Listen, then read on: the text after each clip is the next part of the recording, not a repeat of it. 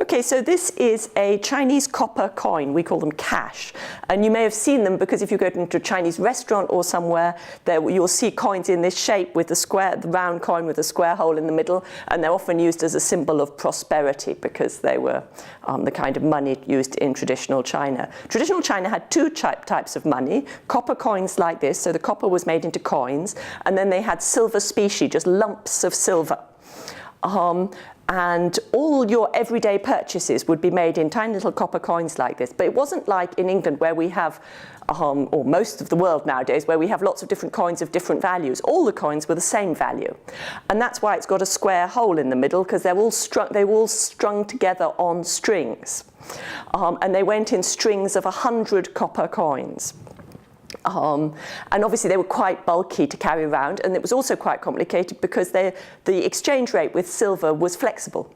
So if in the late 17th century, when the Spanish were conquering Latin America, there were lots of silver mines in Mexico. Lots of that silver ended up flowing into China to buy silk and porcelain and other Chinese manufactured goods. And that caused China to become very prosperous, and people needed fewer copper coins to buy silver, and that helped other people. And then when that was less of that silver, that was one of the causes of the dynastic transition that followed. The Ming dynasty fell and the new Qing dynasty arose. This is a coin from the Qing dynasty. It's from 1820 to 1840, and I know that because on the front of the copper coin it has the name of the emperor, or the reign title of the emperor. And so he was called the Dao Guang Emperor, which means righteousness and shining, or the way and shining.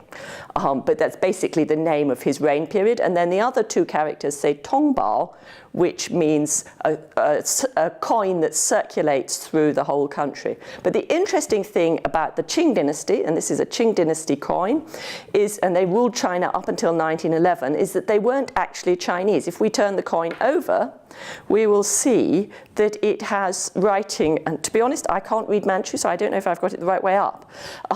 But it has the same words, that this is the emperor's reign, in the Manchu script. And this is the script of the Manchu dynasty who ruled China from 1644 to 1911.